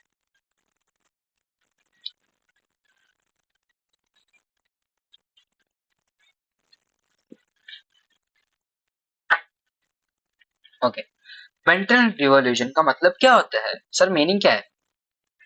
मतलब बहुत मैनेजर और वर्कर चेंज करना चाहिए अपने माइंडसेट को, लाइक साथ में काम करने का, ना कि सेल्फिशनेस दिखाने का। मैनेजर बोला कि बाबा तुम काम करेगा बट मैं ऐसा क्रेडिट लेगा, ऐसा नहीं होना चाहिए। तुम काम करो, तुम्हारा क्रेडिट तुम्हारे पास। मैनेजर बोलता है कि पैसा नहीं बढ़ाएगा, वर्कर आंदोलन में उतर जाता है अचानक, ऐसा नहीं होना चाहिए। थोड़ा बातचीत करो यार पहले पहले पहले समय, फिर अब क्या करना नेक्स्ट डिसीजन देखिए। सिंपल वर्ड्स में बोलूं क्या होता है, ये सब क्या होता है, कॉर्पोरेशन टीम वर्क के ऊपर डिपेंड रहता है सब कुछ। ओके अगर कंपनी में ये दोनों है तो सक्सेस ऑफ द ऑर्गेनाइजेशन पक्का है।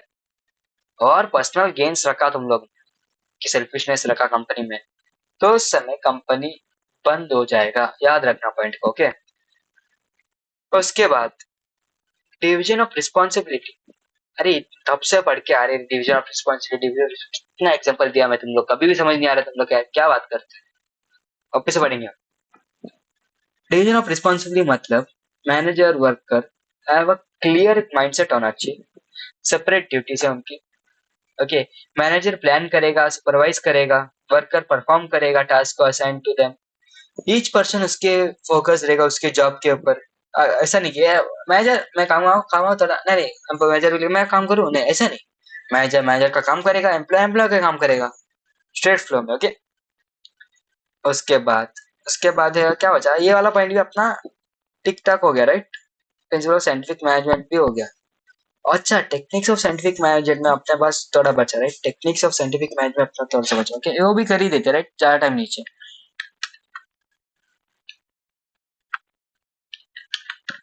क्या थोड़ा सा लाइक इंटरनेट का थोड़ा दिक्कत आ रहा है बीच बीच में, तो इसे सॉल्व करने में थोड़ा सा टाइम दे रहा है मेरे पास। ओके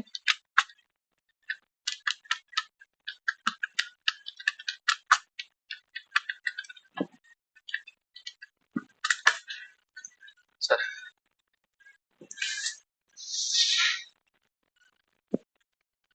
ओके वर्क स्टडी क्या होता है? First of all scientific management का वर्क स्टडी क्या होता है? सर वर्क स्टडी में तो सर टाइम स्टडी भी है, मेथड स्टडी भी है। एक सेकंड मैं थोड़ा सा, कुछ तो मुझे गड़बड़ लगा है, नजर थोड़ा सा नहीं। ओके, 2 मिनट का ब्रेक लेंगे आप। अरे हाँ, 2 मिनट का, 2 मिनट का ब्रेक लेंगे, फिर आप से कंटिन्यू करेंगे इसको। ओके,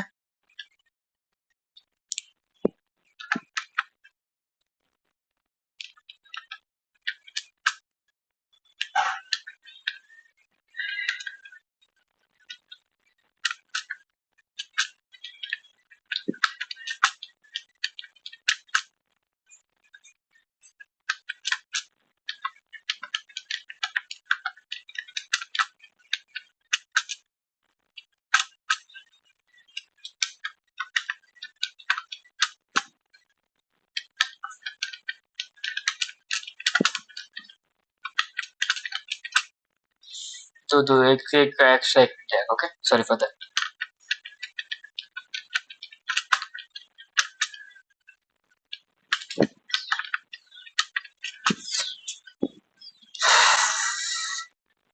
तो आप भी फ्रेश अप हो थोड़ा। ओके, आज कुछ इतना हेवी पढ़ा है नहीं मेरी सबसे राइट, समझ आ गया रहेगा यार सबको। नहीं समझ आता है, कमेंट सेक्शन ओपन है, मेरा नंबर भी है, टेक्स्ट करिए आप। किसे समझ नहीं आया, ओके मैं आई एम देयर राइट। मैंने आपको पहले ही बोला था, आपको ये समझ नहीं आता चाहिए तो न्यू वीडियो भी बनाएंगे, क्यों नहीं। मेरे पास टाइम है, आपके पास भी टाइम है अभी राइट। हम नया वीडियो भी बनाएंगे कि आपको समझ आना इज मोस्टली इम्पोर्टेंट है मेरा। आपको समझ आता है, इट्स ग्रेट। ओके, उससे ऊपर कुछ नहीं है, पहला तो आपको समझ आना चाहिए मेरा, और 3-4 घंटा जाए चलेगा। ओके, समझ आ जाए आप।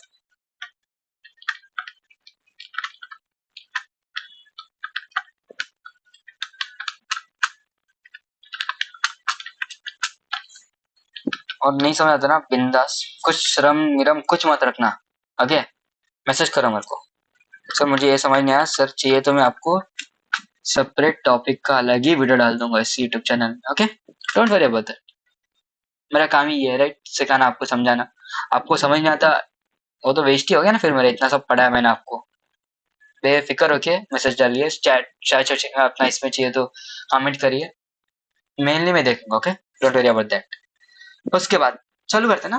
फंक्शनल ऑर्गेनाइजेशन का क्या होता है एट प्लानिंग लेवल, ये अलग पॉइंट। ओके, अरे इसमें ऑफिस से घूम गए, सॉरी फॉर दैट। ओके, ये वाला पॉइंट, फंक्शनल ऑर्गेनाइजेशन क्या होता है? सर फंक्शनल ऑर्गेनाइजेशन मतलब instead of one manager doing everything, हम करते हैं डिफरेंट मैनेजर सुपरवाइजर से डिफरेंट फंक्शन। अगर एक मैनेजर के साथ हम सभी काम करवाते हैं, एक मैनेजर सभी काम करेगा, उससे अच्छा हम डिफरेंट मैनेजर लेते हैं सुपरवाइज करने में डिफरेंट फंक्शन को। एट प्लानिंग लेवल में मैनेजर क्या प्लान करता है, what, how and when task should be done. Implementation level में एक्चुअल एग्जीक्यूशन ऑफ वर्क दिखाता है, उसमें सुपरवाइजर का, फॉरमैन सुपरवाइजर के सबसे राइट। एग्जाम्पल, उसके बाद हम ये भी है ना राइट, रूट क्लर्क हो गया, इंस्ट्रक्शन क्लर्क हो गया, टाइम एंड कॉस्ट क्लर्क हो गया, डिसिप्लिन हो गया, ये सब याद रखना आप, छोटे छोटे points. Gang boss, speed boss, repair boss and inspector. Implementation के समय में गैंग बॉस क्या करता है, वर्क्स को कंप्लीट कराता है राइट। उसके बाद आएगा स्पीड बॉस, स्पीड बॉस क्या करता है, वर्क को एफिशिएंटली स्पेसिफाइड टाइम में कंप्लीट होना चाहिए वो। फिर रिपेयर बॉस करता है क्या है, security and maintenance of mechanism को देखता है कि मैकेनिज्म जो भी खराब होना नहीं चाहिए, फ्लो में ही जाना चाहिए काम। उसके बाद हम देखते हैं inspector, ensure that the work is done as per the standardise and specific time में हो जाना चाहिए। उसके बाद एट प्लानिंग लेवल में रूट क्लर्क क्या करते हैं, tells how work moves from one machine to another, मतलब एक मशीन से दूसरे मशीन में कैसा करेगा काम। अभी एक बॉक्स के अंदर फंक्शन में बॉक्स को पैक करना, उसके अंदर सामान भरना, इट्स मेन। पहले सामान भरेगा बॉक्स, पहले बॉक्स रेडी होगा, उसके अंदर सामान भरेगा, उसके बाद पैकेजिंग होगा, राइट। वैसे मशीन के अंदर दूसरे मशीन में दूसरा फंक्शन होगा, वही दिया रूट क्लर्क में। इंस्ट्रक्शन क्लर्क क्या होता है, जो भी इंस्ट्रक्शन दिया आपको वर्क के समय कि ये टाइम पे ये हो जाना चाहिए, 1 बजे काम समाप्त हो जाना चाहिए आपका, राइट। सॉरी सॉरी, 1 बजे आपको जो काम दिया वो फुल फिनिश हो जाना चाहिए, तो 1 बजे हो जाना चाहिए वो, सब ऐसा इंस्ट्रक्शन क्लर्क। उसके बाद time and clerk, cost clerk, okay, clerk नहीं sorry, cost clerk determines time in which work should be completed and work out the cost। ये एक टाइम दिया आपको, उस टाइम में काम करके देना चाहिए, और आपका जो भी वर्कआउट का जो भी कॉस्ट है उसे कैसे मिनिमाइज करे वो भी देखेगा वो। इसका डिसिप्लिन, ओके। उसका डिसिप्लिन मतलब क्या, अभी फैक्ट्री जैसे कि बिस्किट फैक्ट्री में आपका बाल सब में ये रहता है ना, क्या बोलते हैं, एक अलग सा एक मटेरियल पहन के आपको जाना पड़ता है क्योंकि आपका एयर्स उसके अंदर नहीं गिर पाए, कुछ भी बैटर रेडी हो रहा है।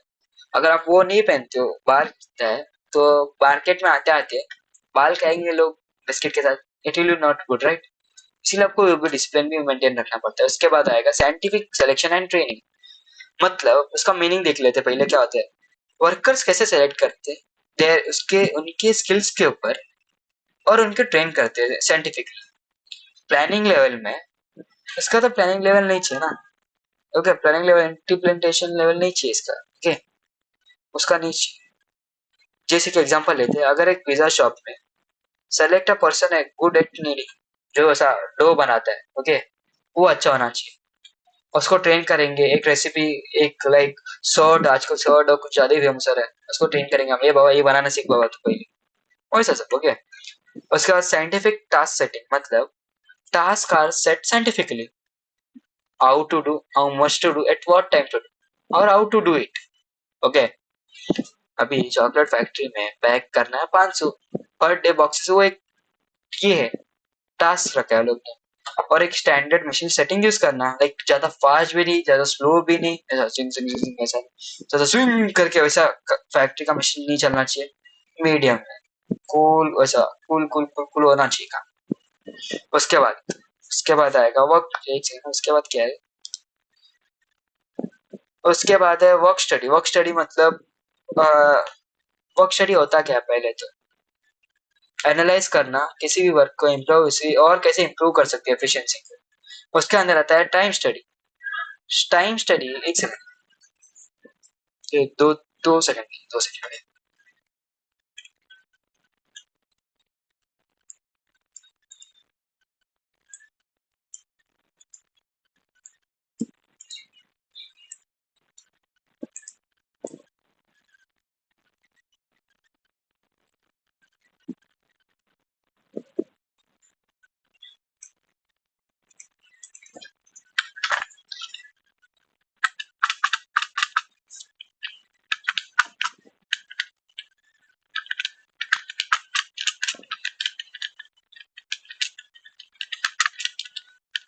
एक सेकंड, तो 2-3 सेकंड लगते, ओके।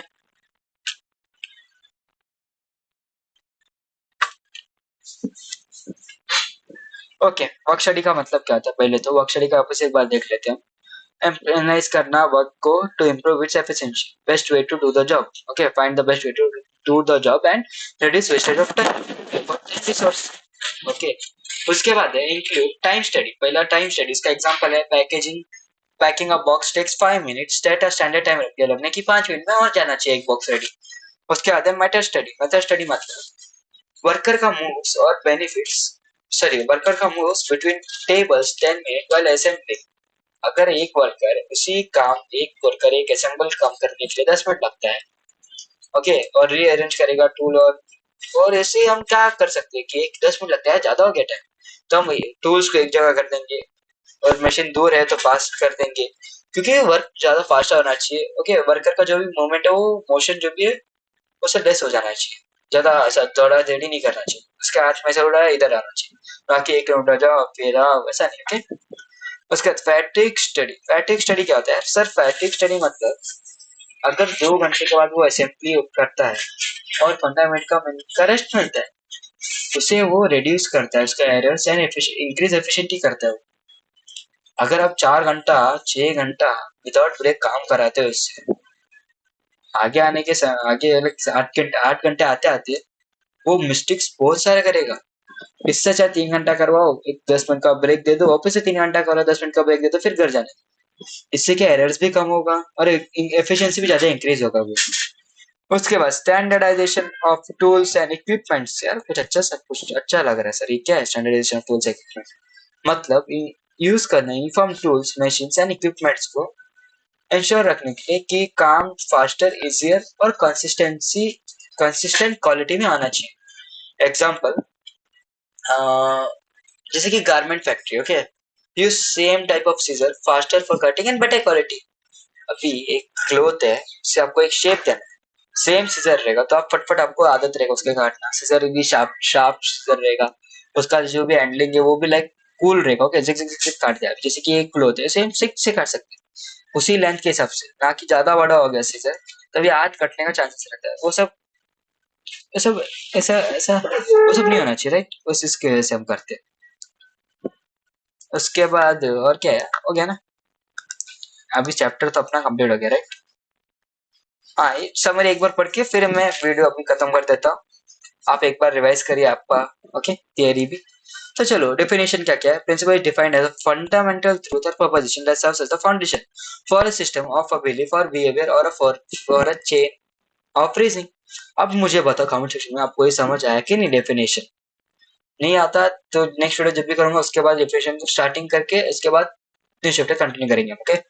उसका nature of principal of management, nature का क्या? यूनिवर्सल एप्लीकेबल है, जनरल गाइडलाइंस है, principle of found practice and experience, flexibility, behavioural nature, उसके बाद आएगा कॉज एंड इफेक्ट रिलेशनशिप आएगा, उसके बाद आएगा all principle are of equal importance, उसके बाद आएगा significance of management of principle, उसका आएगा provide useful insight to manager, उसके बाद आएगा helpful in efficient utilisation of resource, scientific decision आएगा, अंडरस्टैंडिंग सोशल रिस्पॉन्सिबिलिटीज, फिर एनकरेज रिसर्च एंड डेवलपमेंट, उसके बाद आएगा help to coordinate and control, फिर डेवलप ऑब्जेक्टिव अप्रोच, उसके बाद आएगा theory of management. Management theories are set to of general rules and guide that manager to manage an organisation, okay? उसके बाद entry foil क्या बोलते हैं, इधर आइए, एंट्री फॉयल बोलते हैं, उनको हम बोलते हैं फादर ऑफ मॉडर्न मैनेजमेंट, और हम एंट्री फॉयल को हम बोलते हैं फादर ऑफ मॉडर्न मैनेजमेंट और scientific management, father of scientific management हम बोलते हैं, फादर ऑफ साइंटिफिक मैनेजमेंट बोलते हैं फ्रेडरिक टेलर साइंटिफिक मैनेजमेंट, उनको भी, ओके, इनके प्रिंसिपल साइंटिफिक मैनेजमेंट, फिर techniques of scientific management. Okay, चलो आज का वीडियो खत्म। Like share subscribe RJ commerce academy, okay? ऐसे इंटरेस्टिंग वीडियो आता रहेगा। पीडीएफ थोड़ा सा डल लग रहा है मुझे भी, नेक्स्ट टाइम से हम थोड़ा सा अच्छा एग्जांपल्स लेंगे।